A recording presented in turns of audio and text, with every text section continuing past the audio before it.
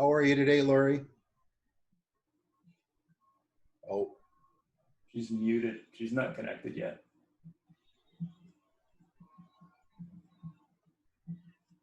Good morning. Good morning. Good Good morning. morning.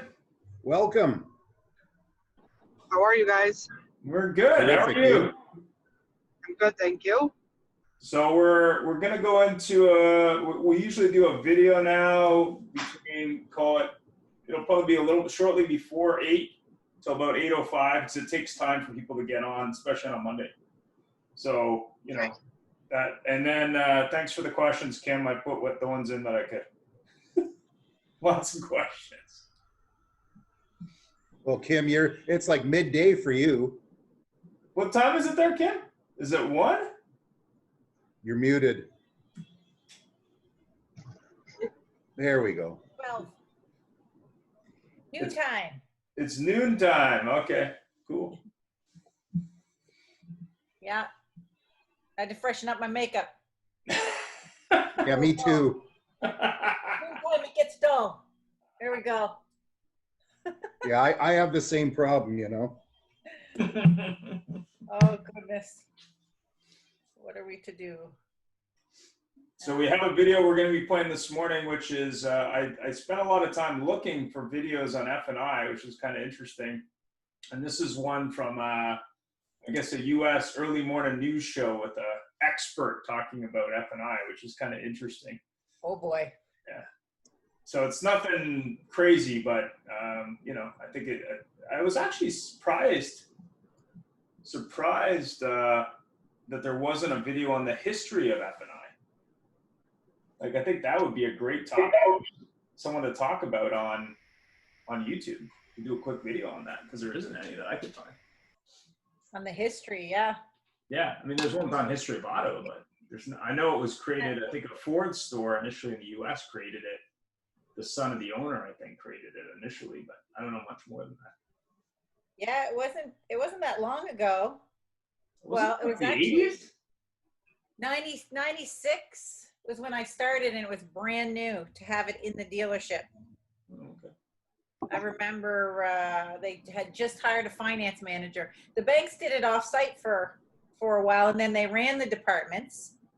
That's my understanding. The banks ran the department for the dealer.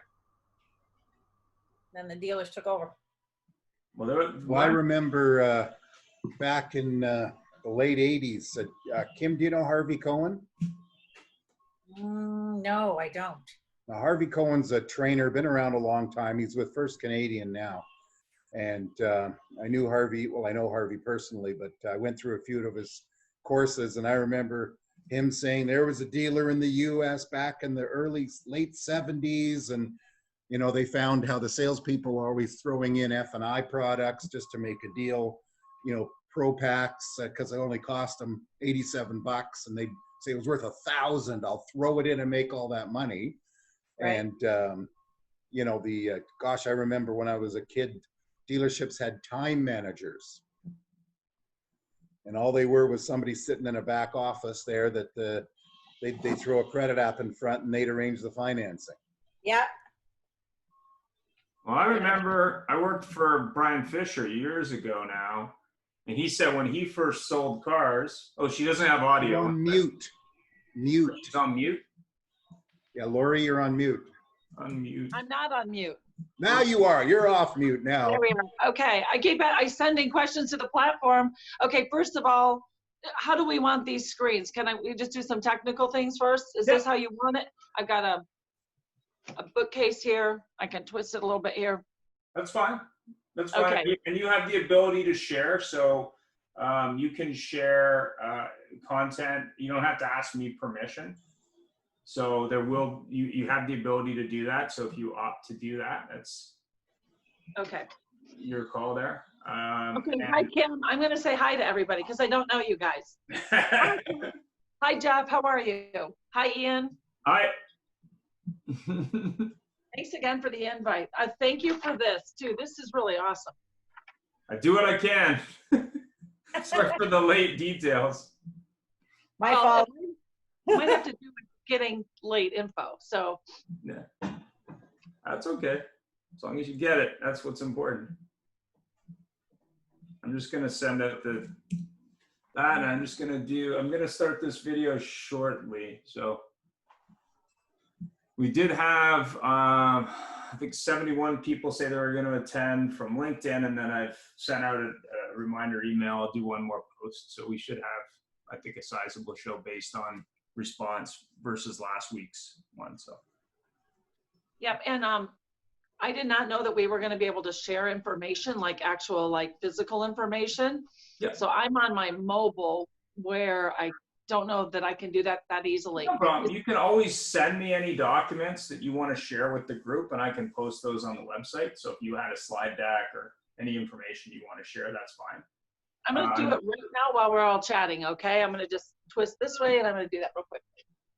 No problem.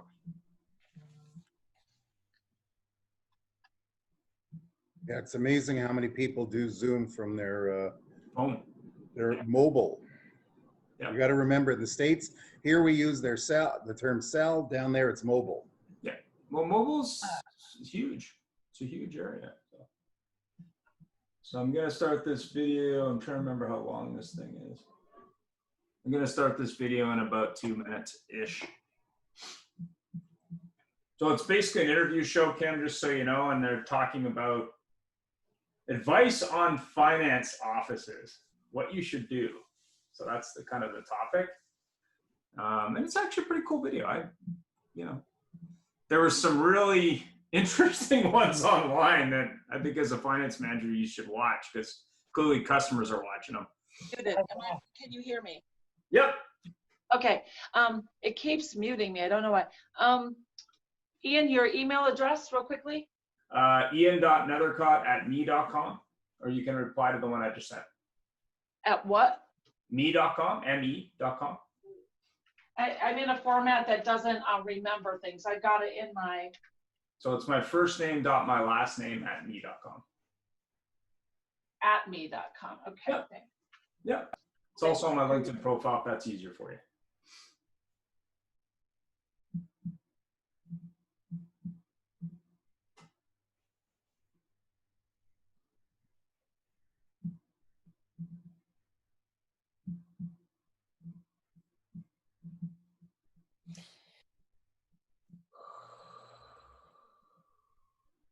The Darth? I know.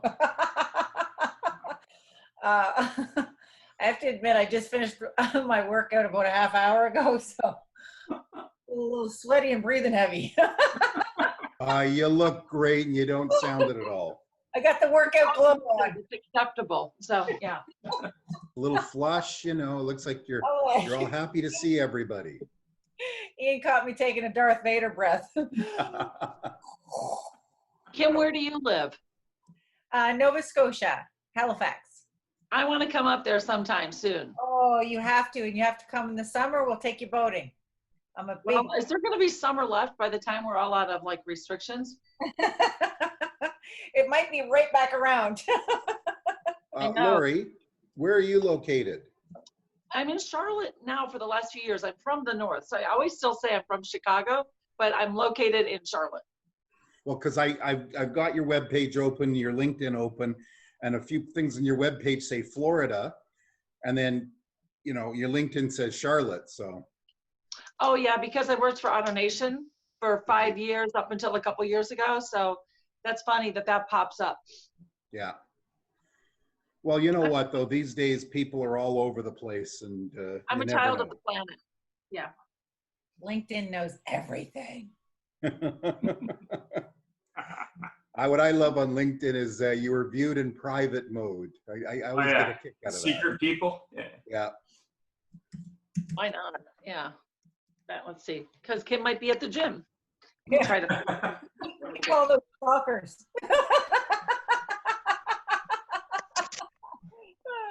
I shouldn't say that. That's not kind. So I'm going to start. Good morning. Good morning. How are you? Good morning. Good. Good. So I'm going to start this video in about a minute. Yeah, you'll get a real kick out of this video. It's interesting. It's fun, and like Ian said, you're looking through the net, looking for I was hoping to find some video with somebody with a great Southern drawl and saying, yepper, we started looking at the opportunities and there was nothing. But this one's kind of fun, a little fuzzy, but fun. And F&I people will look at this and immediately they're just going to roll their eyes. I'm going to start it. I think I'll just start it now. Can everyone see it? Yep. All right. There we go. Well, last week you may remember the Focus Foundation's Skip Cowan shared some common mistakes that we all make when we buy a car. Many of us have done it. And Skip's partner, Emily New, is with us today to talk about the next step in the car buying process. Hi, Emily. Hi, Nikki. How are you? I'm great. I'm glad to have you back because, we wanted to continue that conversation. And let's talk first about the fact that the finance office is really where the deal is sealed. We all know that. And so, okay, if you're not careful in that spot, you could actually kiss your good deal goodbye. That's something we all have to deal with. So a deal is done, everyone's all smiles, everybody's really happy, and then we move into the finance office and then things start to change. So explain how that all works. Okay, well, I want to reiterate something that Skip said last week, and that is if you walk onto a car dealership lot and you think you have to have this car no matter what, you're going to get taken for a ride. So you Literally exactly. So you really don't want to walk on thinking that you're married to this car, you have to have this car going to be so great for me, I have to have it, because you're going to have a problem right then and there. But you're right. A great deal could have been made with a salesman. You guys work everything out. They do initial pull of your credit report. Yes. Things look good, that you might be qualifying for like an introductory rate, something that they're running commercials on or whatever. Oh, yeah. But once you go into the finance office, things could potentially change there. So yeah, that's what I'm here today. And you need to read that small print in those commercials, by the way. That's right. So basically, even though the credit score's been checked, everybody's, you've got that all done in the showroom area. Right. Now, all of a sudden, you go back into the finance area. Is it actually checked again? It is checked again. Okay. So what they do is they initially pull like an initial credit report, credit score, just to see roughly what you're going to qualify for. The reason being is that they have a 5-tier system based on your credit score. So, of course, you want to be in the higher interest rate. You want the lower interest rate, the higher tier. Right. So, along with doing all the homework that you did on the vehicle, so you need to research the type of car you want, all of the add-ons that you're going to purchase, maybe a spoiler or maybe an auto keyless entry, something like that. So, you need to research all of that. You've done the best job finding out exactly what the dealer's going to pay for the car, what the markup is, so you can negotiate the best possible price on the floor with the salesman. But when you go into the finance office, it could be a different story because maybe you haven't pulled your credit report yourself. You don't know what is there on the report. You might find things that you thought, I thought this went away. I thought this wasn't an issue. You should be able to ask, can I see what you're looking at, right? Right, exactly. Find out what they're seeing, but you should have already seen it yourself. That's some of the homework that you should have done before you came to the dealership. Prepare yourself with all of this before so you're not surprised walking into the finance office. Right. Because you could have done the best job negotiating the price of the vehicle. However, they make a lot of money on what's called the back end in the finance office with all of these add-ons. Yeah. Now, in the finance office, do we often find that monthly payment changes based on what we heard before in the other room? It can, because the salesperson could have quoted you an initial monthly payment, and that could be all fine, well and good, but upon further investigation of your credit report, that could be a little different based on your interest rates. And also all the things that you might be willing to buy in the financing office that maybe you hadn't thought about before. And what you should do is also find out what they're going to offer you in the finance so that you're not walking into this office completely blind, unaware of what they're saying. And you know what, if you don't understand this stuff, don't be afraid to take somebody with you, maybe a mom, a dad, a sibling, a spouse, somebody who's been through this a little bit more than you and is more comfortable with it. Well, you mentioned before about add-ons that sometimes once you get into the finance office, they start throwing in things like spoiler or what have you. So what are some of the add-ons that are available that we should know in advance? Well, there's a couple of things that they're going to offer you. The first one being is, we have it listed on the screen here. It's a vehicle service contract. And what that is it's basically an extended warranty. So this is for after the factory warranty runs out, which is usually 3 years and 36,000 miles. Now, these are a little bit pricey of an item. It's going to cost you between $1,700 to $3,500 depending on the vehicle. So you need to think, how long am I going to keep this vehicle? Am I going to keep it after the term? Do I need this actual extended warranty? Can I ask you a question?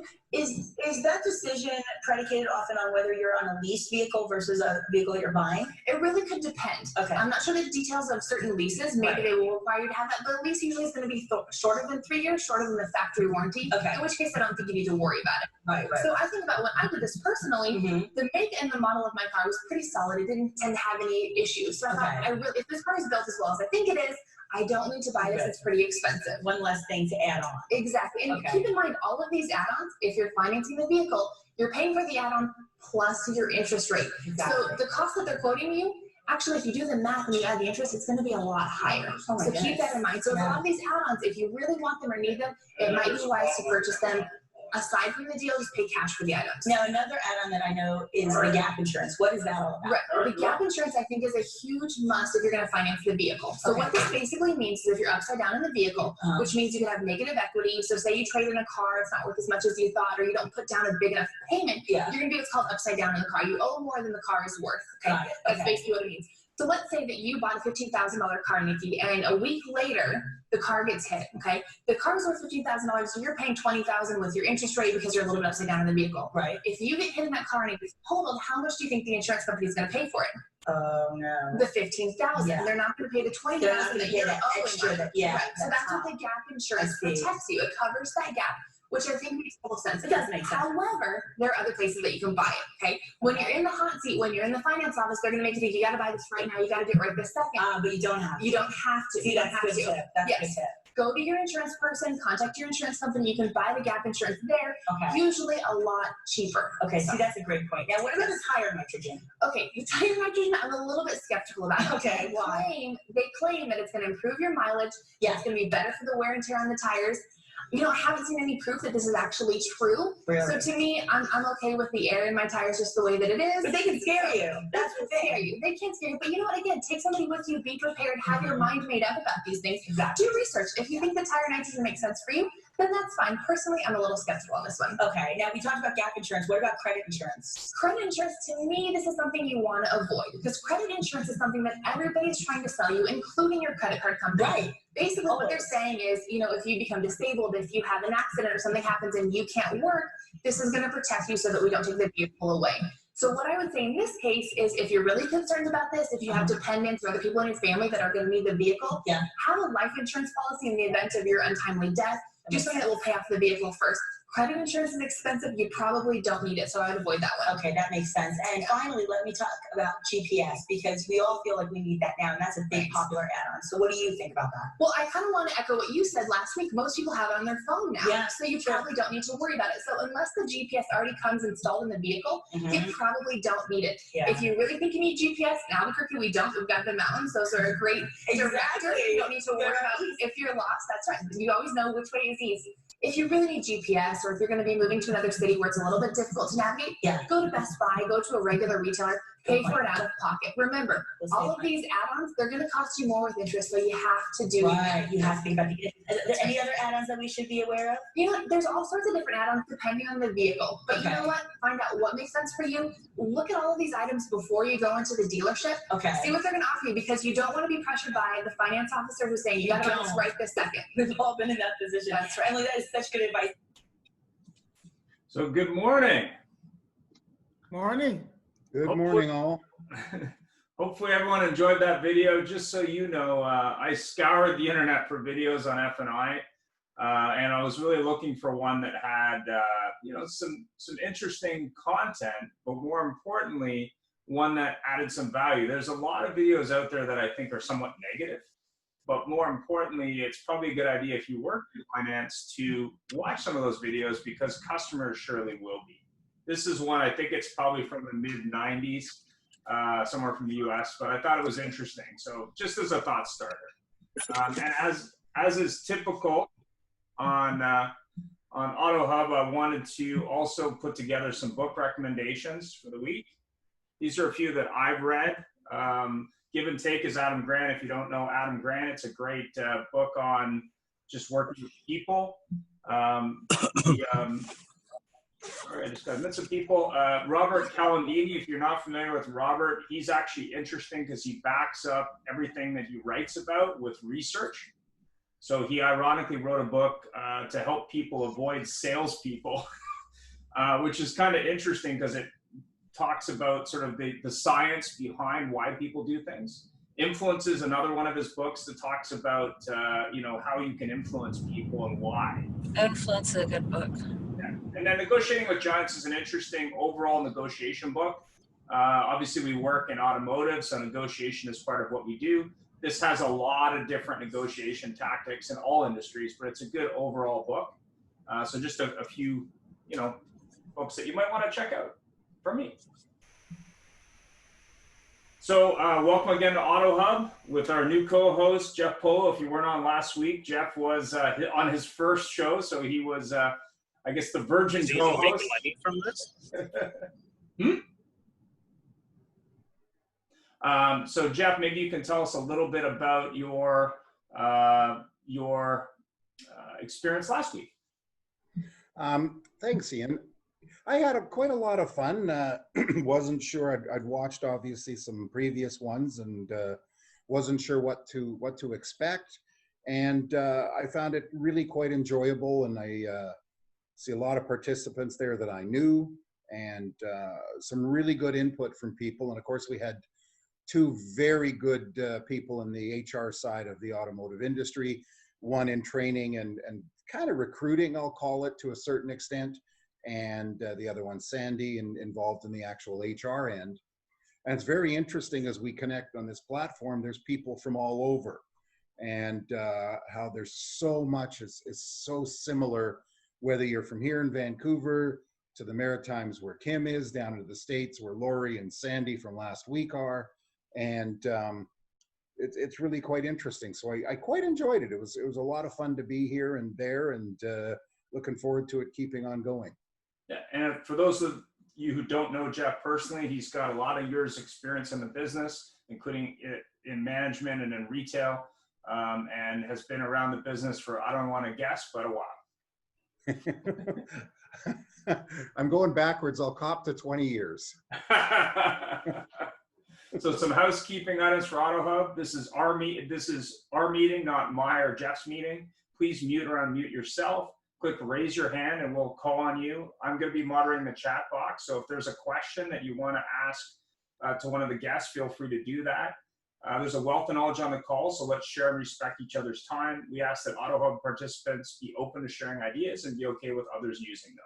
I'll also be sharing a recording of this on via email and on our website shortly, so that other people who couldn't attend can watch it.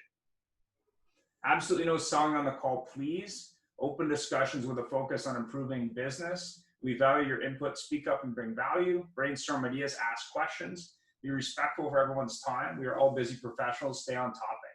Challenge our speakers to bring value and content that can help you. Vendor Speak Friday sessions. Anyone who's a speaker on the call obviously has the opportunity to go and be on vendor sessions on Friday. And obviously sell their products and services to the people of AutoHub. We'll be adding recordings in the near future. We're looking at upgrading to a different version of Zoom that will give us even more power and make it easier for guests. And reach out to me to coordinate that, and I'll also be providing best practices. The AutoHub team is always looking for ways to make AutoHub and Vendor Speak better, so we're all ears in that regard. So without further ado, week 13, Finance and Insurance Mastery. We have two great speakers, Kimberly Macpherson, who you all know from the call, and Laurie Foster from Foster Strategies Group. Because of time constraints, we're going to have Laurie speak first, and then Kimberly will speak afterwards. So I'm going to go ahead and let Jeff introduce Laurie. Hello there. Hi, Laurie. Thank you so much for attending. For those of you who don't know Laurie and connect with Laurie, she's based in the home of NASCAR in Charlotte, North Carolina, and has an absolute deep wealth of automotive industry experience. We're excited to have her with us today, and thank you for giving us your time, because I know it's a little short for you today. Laurie, can you tell us a little bit about yourself, if you don't mind, please? First of all, thanks so much for the invitation. It's so great to be included in these efforts. I've been, Jeff and Kim, you're new to me. I know Ian already, so I feel like I know you through that. So it's just wonderful to expand my borders, which are constantly expanding. There's always plenty of opportunity to add more great collaborators in this business. So thank you for including me. So my name is Laurie Foster. I started my own company a year and a half ago, but here's where it came from. I've been in automotive for 22 years. I was a single mom trying to make a living selling cars after a situation that put me back in the marketplace.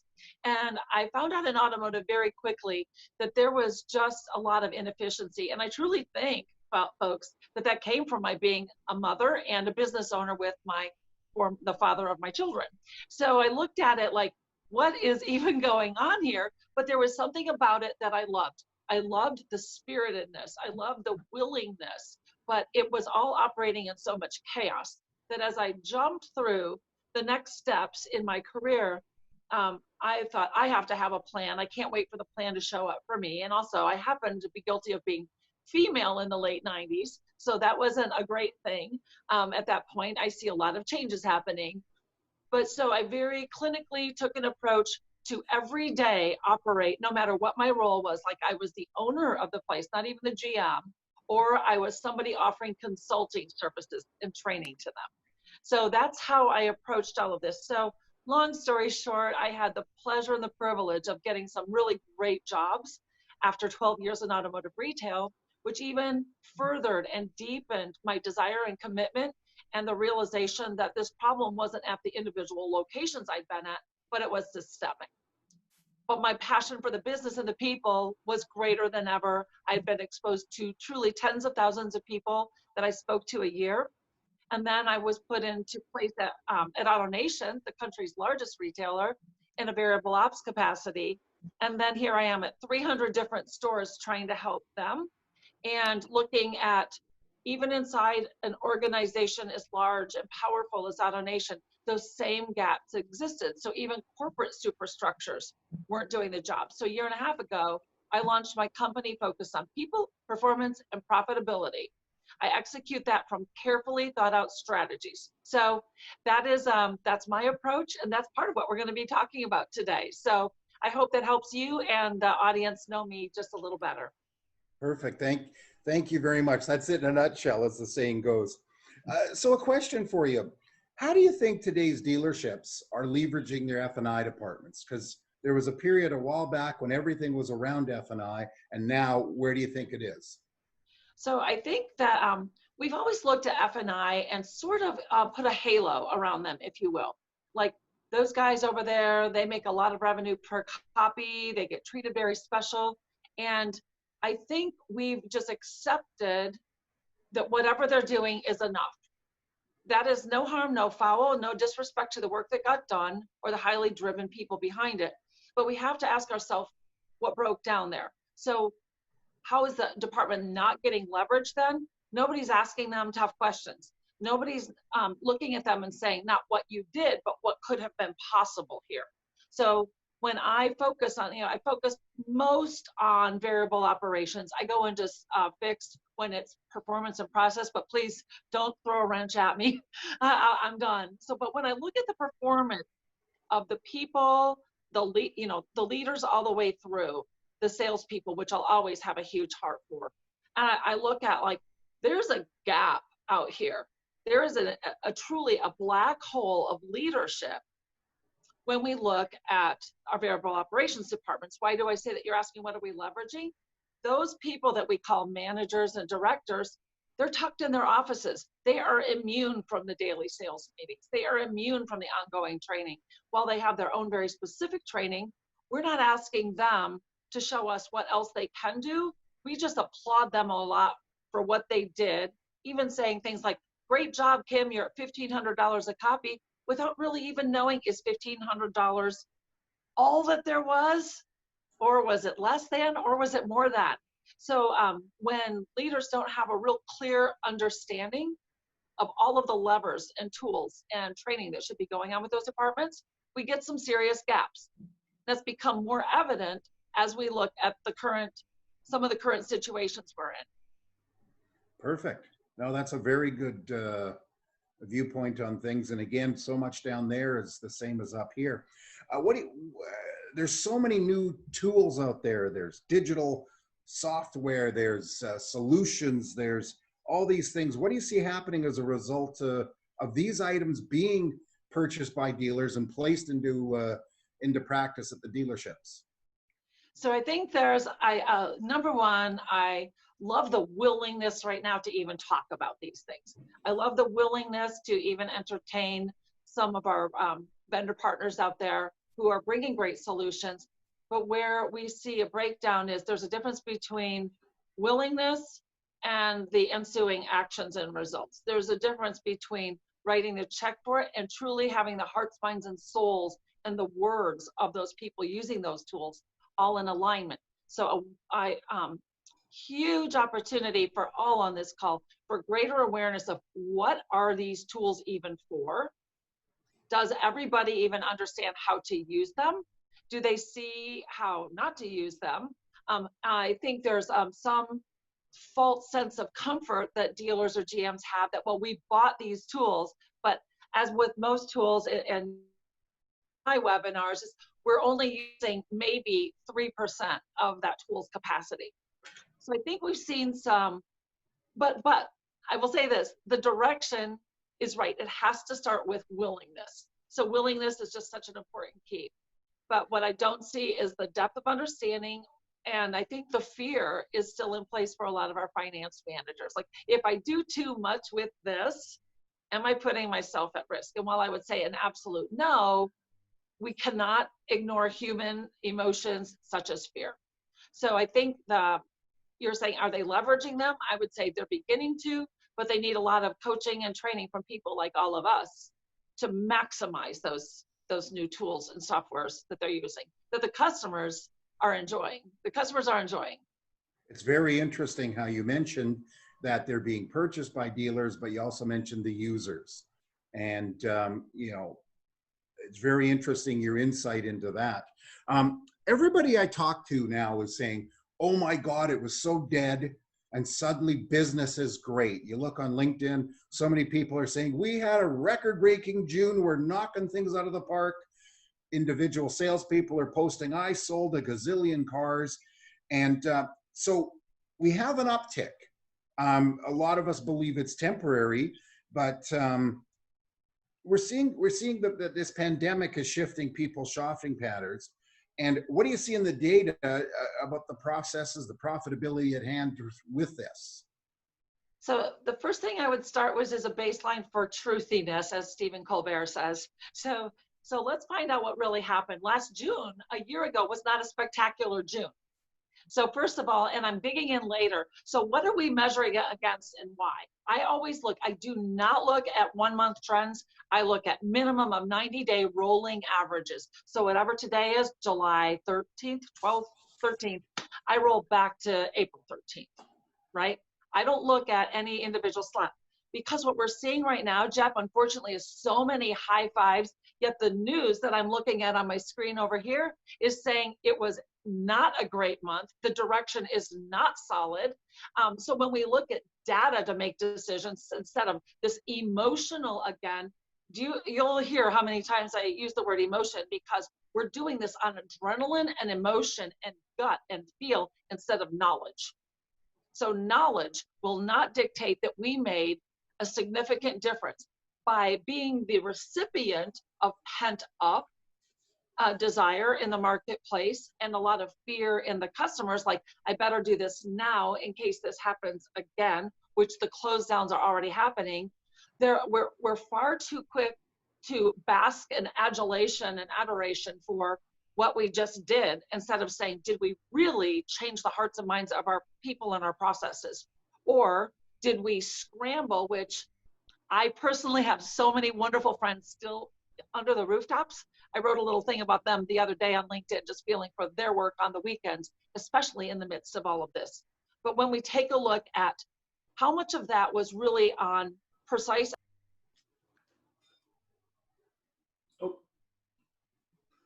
Foster. Adrenaline and hustle and hours. And every time I see somebody talking about how many hours they put in, wow, you know, we powered through it. When you hear these words, the alarms should go off. Because if they were truly adopting these new processes and procedures, it doesn't take the hours. So I'm concerned, cautiously optimistic for some things, guardedly very concerned for not having a solid foundation under them. Because just saying we did it this way, we see the continuous dealership EKG, right? You're only as good as your last month. I say to that, food. You're only as good as your plans and your processes and your people. And that's why I'm different. I do not have fluffy talk with dealers. I have honest talk that takes us forward. That's what I do. So when we take a look at everything that's happening, did we really make a change? So what did we see here? We saw shoppers that were willing to do things, but we saw the processes at the stores not necessarily correlate to a better experience, time savings, which those are the things that we're really looking at to improve UX, with the customer.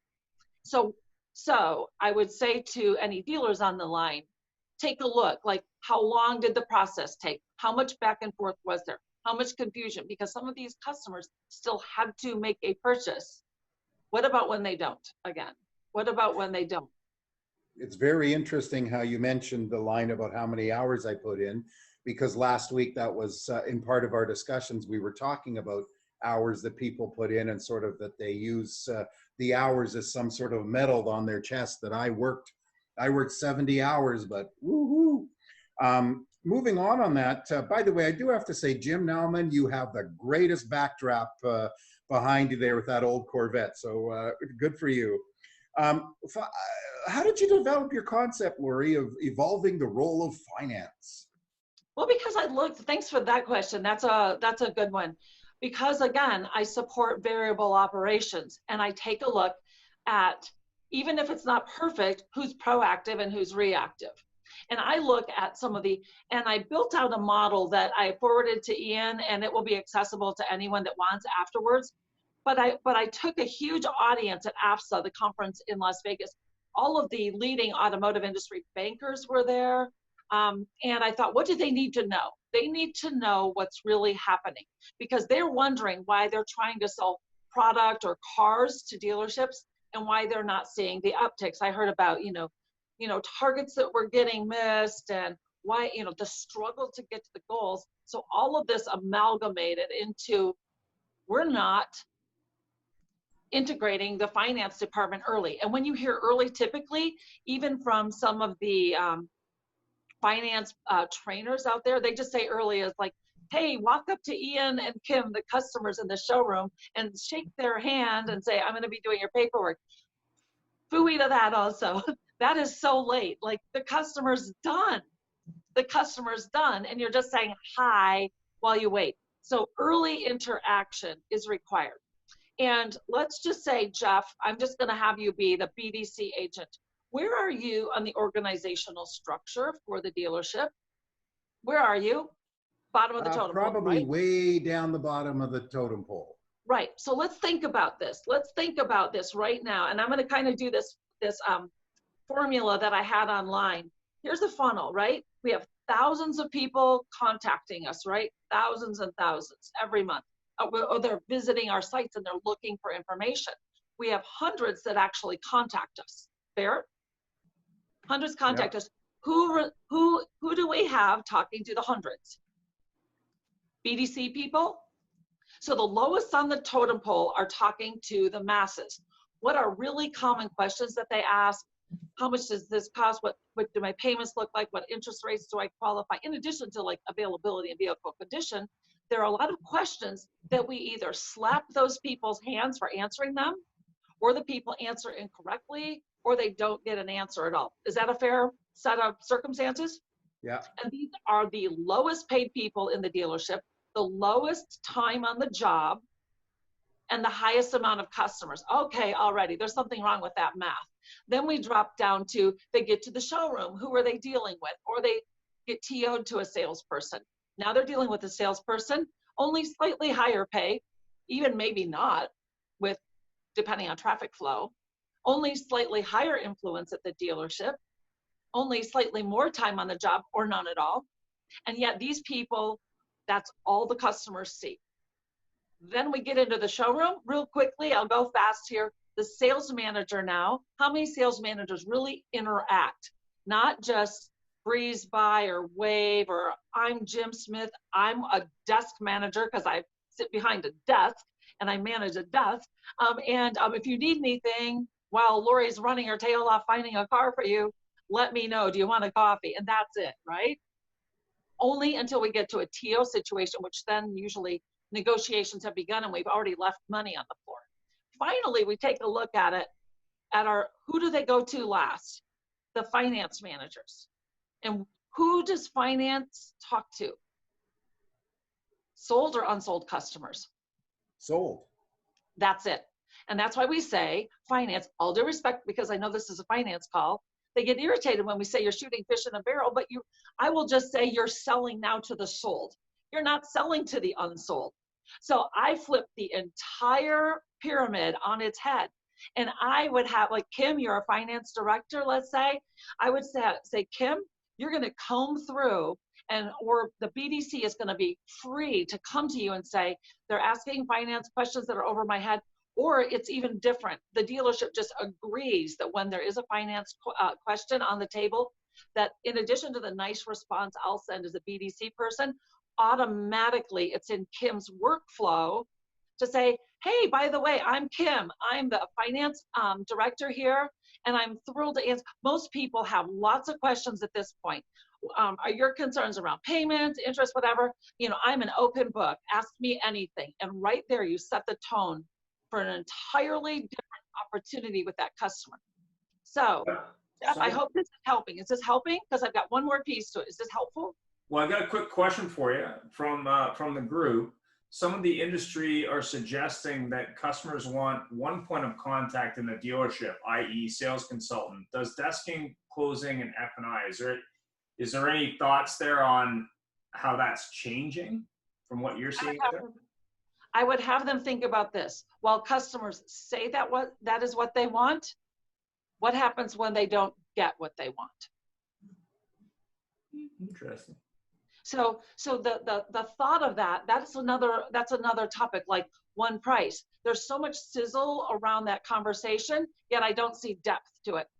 Right. Because Kim now is the resource. She has all the answers. And those stores that want to do that, if they're training people up to be able, that every single salesperson can deliver soundly and solidly on every single piece of any customer concerns, and that salesperson's closing rate and PVRs all the way through are at, premier levels, and not just they're closing, like how many units are they putting out with this one touch? So I think it's one of those things. It's a good concept, but requires very disciplined execution.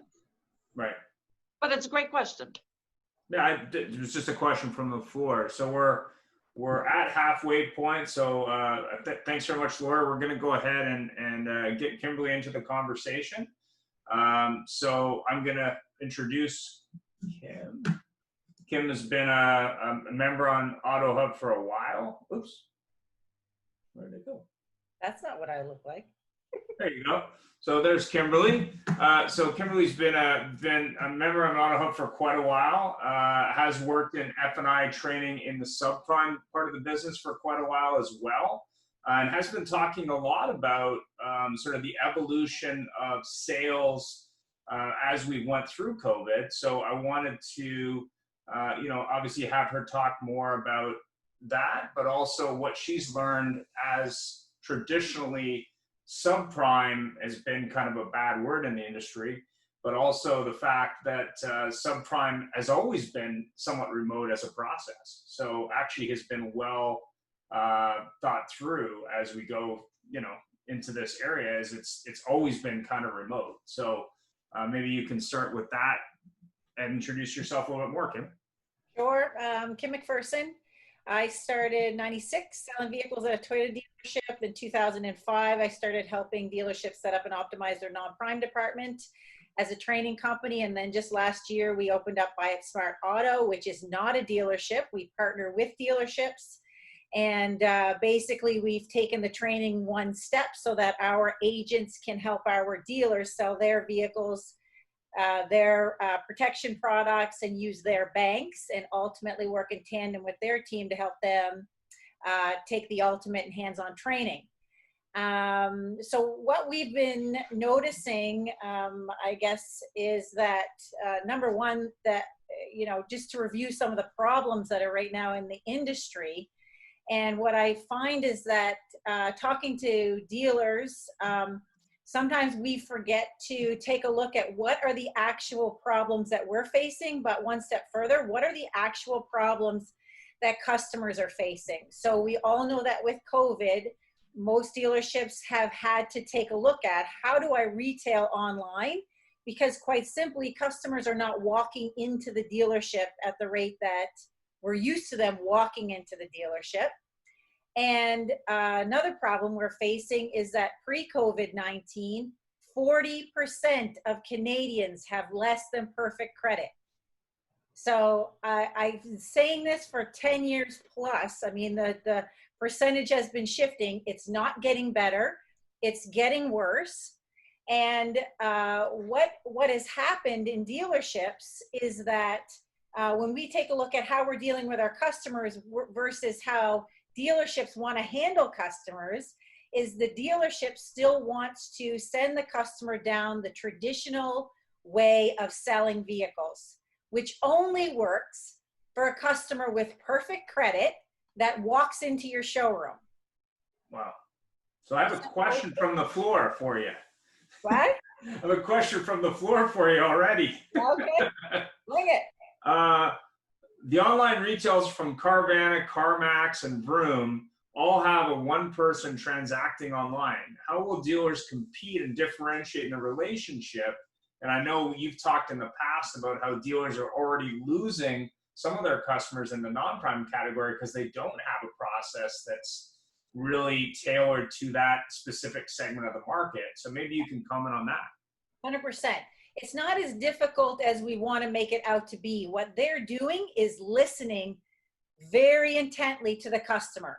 And what the customer is saying repeatedly and over is that I'm comfortable buying a vehicle online and I'm comfortable not test driving it. But we've got our traditional way of selling vehicles, which makes us get all clogged up in the head. That's number one. We're not listening to the customer.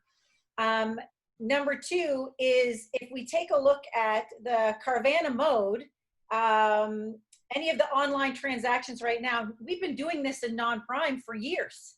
It's like 5 years plus that we've been transacting online. In fact, with my event company, which I owned in 2004, we were generating online credit leads in 2004. Was a little different because our BDC departments were asking the customer to join us at a super sale event. Mm-hmm. Now it's just changed. We contact the customer, we get the information from them so that we can get their best approval in place. Then we match them to vehicles and we do it all online. Because our customers have said, I'm comfortable looking at a photo. I'm comfortable viewing a Carfax report. I'm comfortable when you send me a video.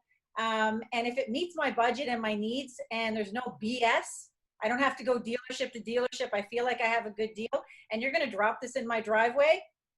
We are getting so many great compliments from our customers, so many great testimonials. The problem is that this takes training and time. So is it possible for one person to transact the deal from front to back? Yes. I'm going to give myself a little pat on the back. I currently was on vacation. I was in the middle of the Bedore Lakes and I retailed 3 vehicles in one day, all online. Wow, great job. Okay. You get a medal. I didn't spend that much time and I'm pretty sure it was in between a couple of wobbly pops. Okay, rock and roll. Okay, but the reality is that if you have a good Wi-Fi connection, one person can actually take those online deals front to back. Online and non-prime are one and the same process. And if we listen to the customer in the front end of the sales process and we ask the right questions and we incorporate in that interview process questions around, Mr. Customer, for whatever vehicle you purchase, you're probably going to want to have a warranty. Is that correct? Yeah. And your customer will say to you whether or not they either have questions about warranty or if they're absolutely not interested in warranty and you can overcome that objection right away, or if yes, I absolutely do want a warranty. Okay, so what I will do in the very beginning of this process, because my job, just like a mortgage broker, is to get you your financing in place first. make sure we save you thousands of dollars getting you your best auto loan approval. Then I'll match you to some vehicles that meet your needs, lifestyle, and budget. And in order to do that, if you do not want to put any money down, I'm going to take that warranty money and I'm going to set it aside so that we already have it prepared in the finance contract. Does that sound like a good idea? So we're selling and handling all of the back-end products. In the beginning, we're talking, we've taken, just like Laurie said, I loved when she said it, we take the sales flow process and we're tipping it upside down. Now, for me and my team, I have various stages of development for our Buy It Smart agents. Our Buy It Smart agents that are trainers that work with our dealerships can take a deal from the front door all the way to the back door using our dealers, using our partner dealers, lenders, our partner dealers inventory, and then walking that non-prime manager at the dealership with us through the process. That takes a lot of time and training. You've got to know how to sell a vehicle. You've got to know how to sell finance credit products, and you've got to be able to make sure that you know how to work in credit, explain credit, but it's possible to do. We've seen these independent used car dealerships pop up over the last numerous years, excelling in the non-prime business, and this is what they're doing. They're just selling online. So I have a question then. So if I'm a dealer and I own a Honda franchise or I own a BMW franchise, and I know this from actually years ago being in the lead business, some of these dealers, because of their brand, feel that they're above the fray in terms of non-prime. Like, I don't have to deal with those customers. They're not my customers. How important do you feel it is that they have experience in this area, being that, as you said, the market's 40%, and not only that, there's been an increase in used car sales. They probably have some product that maybe they're wholesaling now that they could put people into. My grandfather taught me this lesson when I was a very little girl. He's a Lebanese man. He owned his own camera photography studio in Cape Breton. And he said, Kim, you find a problem, you find a solution, you will never work a day in your life if you love what you do. And what we're not doing is we're not addressing the problems of the consumer. All that we have done in non-prime is find a solution for people that have to get to work. Yeah. That's it. And you've got people that have to get to work and feed their families and drop their kids off at sporting events, and they've had some credit issues. So this is going to be a little hardcore when I say this, but if you're a franchise dealer and you don't want in on the game, then don't. But understand this, pre-COVID-19, 40% of Canadians probably did not qualify for your manufacturer's incentives, rates, terms, and you probably can't get them approved. So now you're down to 60% pre-COVID-19. The only reason I'm not talking post is because we don't know what that's going to look like. But with the amount of layoffs that we had, job disruptions, the economy shit the bed, excuse my French, it's not like people are going to come out of this with really great credit. So what's your plan if you're a dealer? You might not like to deal with that customer. And quite frankly, we're not hearing that a whole lot anymore. What really gets my grinder going is when I have a dealer that's more like, how do I get in on the game but I don't really want them to know it's me. You know what I mean? I don't want that stink on me. Okay, how do we do Exactly. it? And that's one of the reasons why we came up with Buy It Smart Auto. It's our own marketing brand. We can bring the customer with zero acquisition costs to the dealership. We do the whole process for them, and then we go, look how nice they were to us. Look what they said about the service we gave them. Look how much warranty we sold them. Look how much they're coming to your service department. And inevitably, the dealer will knock on my door and say, okay, how do I get to do that in my dealership? And I say, okay, well, now you got to invest in some brand marketing. You got to get your people trained up. We'll start with one person, grow to 2, grow to 4. And this whole concept that a person can take their client, like a real estate agent, from the front door to the back door, we're actively working that with Buy It Smart right now. It's possible. You just can't, snap your finger and expect your sales guy who doesn't know how to fill out one form to be able to do F&I. So where does the FSM fit into the process for a non-prime? So in a franchise store, whether you're into non-prime or you're not sure, or whatever the situation is, much like Laurie said, all we need the staff to do is listen to the customer. And when the customer is asking questions that don't have anything to do with the vehicle in terms of, product conversation, if they're talking about rates, if they're talking about payments, if they're talking about extended warranties, or anything to do and everything to do with the transaction of the sale, that's not about, what kind of features does this 2020 Outlander have, then that person needs to be turned over to a finance manager immediately. It doesn't have to be formal. It can be making sure that finance managers understand that the market's changed, customers have changed, what they want is different, the questions they're asking are different, so you're not going to get to sit there in your office and wait for the sale to come to you. What's going to happen is when a customer says, hey, what is the interest rate? What interest rates do you guys have? Well, a sales guy's out there going, well, as low as 0%. Well, that's not true. How do you know, looking at me, that I qualify for 0%? Instead, what a trained finance manager can do with just a little bit of training is be able for the salesperson to say, you know what, I'm not sure. Let me get the finance manager. They'll be able to answer all your questions around interest rate, terms, payments. Have a seat right here. I'll grab you a cup of coffee on my way. I knock on my finance manager's door. I do the turnover in the second step of the sale. Hey, Jeff's got a question. Yeah. It's actually a statement, because earlier on you said, how they go through the process, the BDC, et cetera, which went to that question of a lot of dealers, dealer groups, et cetera, are talking about going to a one-person contact. And part of the customers' problems are because it is this very cookie cutter thing. So they get the contact person. The contact person says, make an appointment.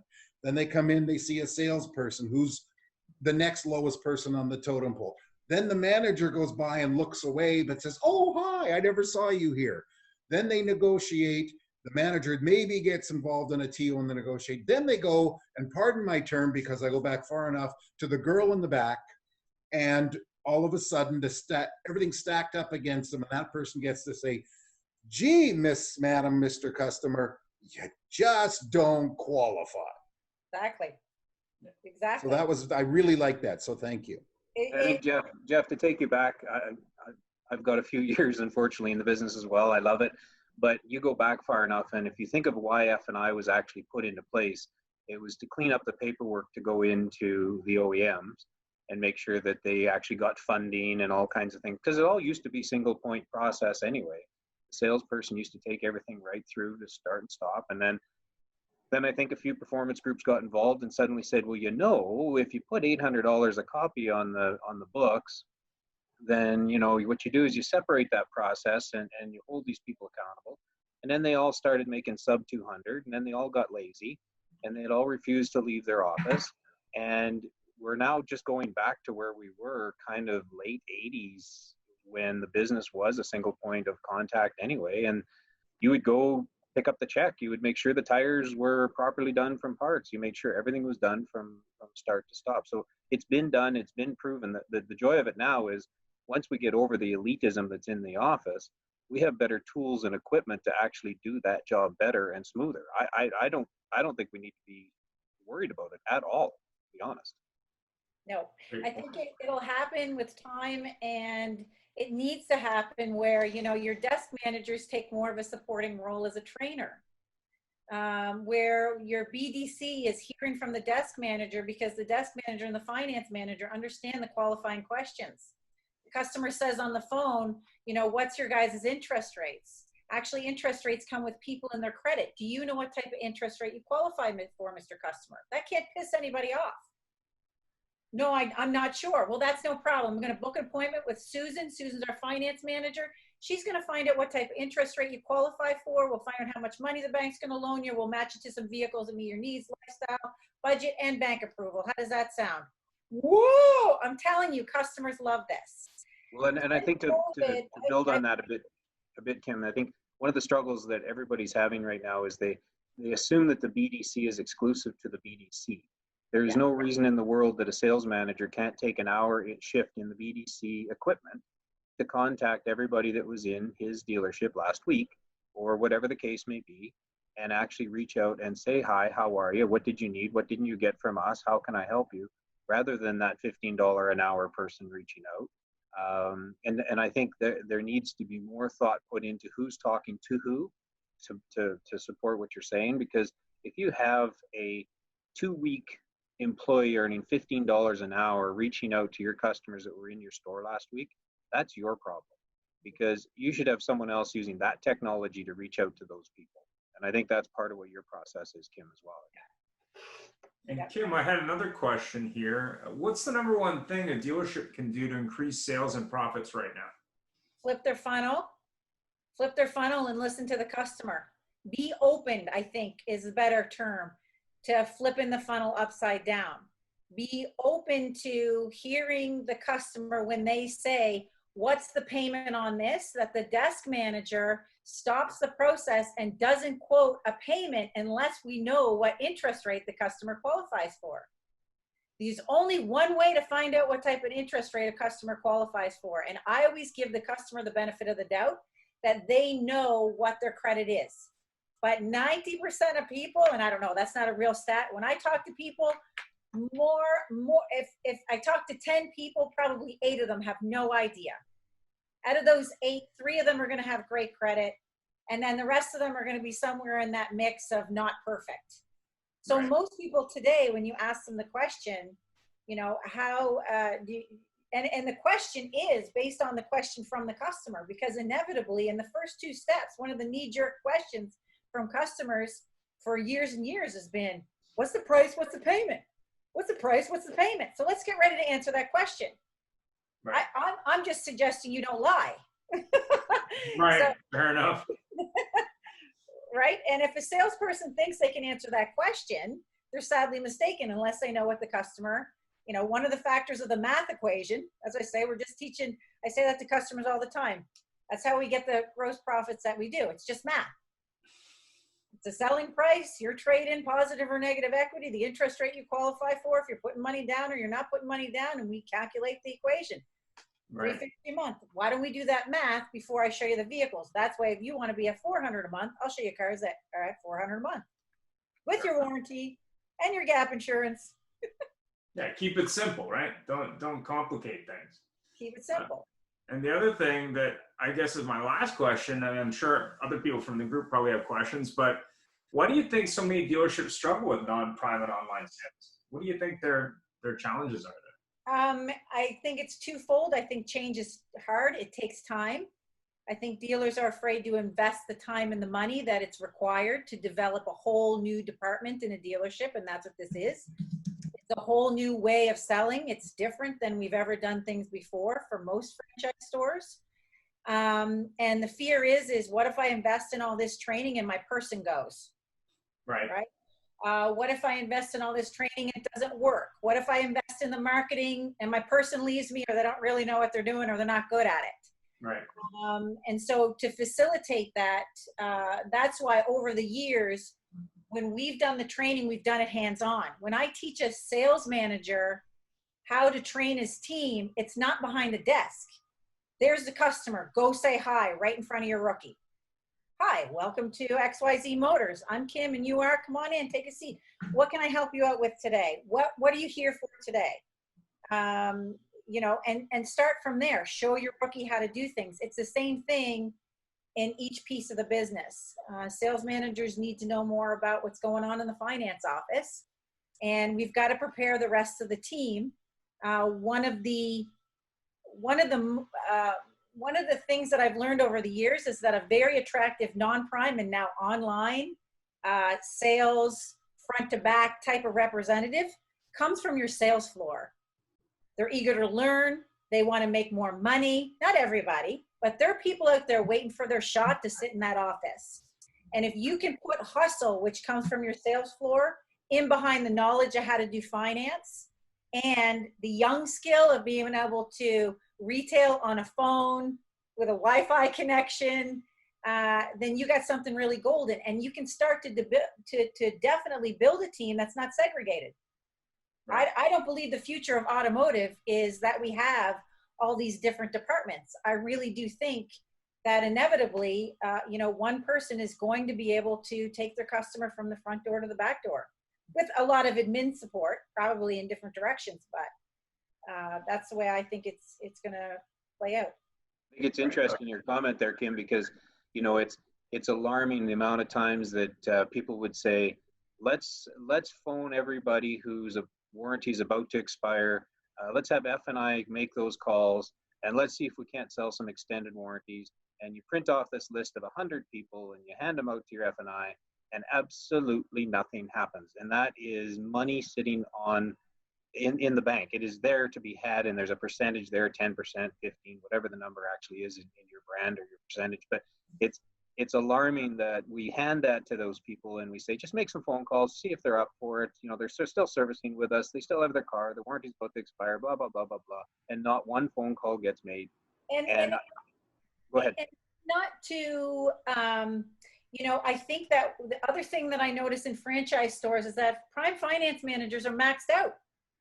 It's not to shit on them. They're maxed out. Because how many times am I dealing with a sales professional as when I say, go say hi to your customer, take a seat at your desk, and let's ask them a few questions. What type of vehicle are they looking for? Is there a budget we need to be respectful of? Are they trading in anything? What do they like about that vehicle? What do they not like about that vehicle?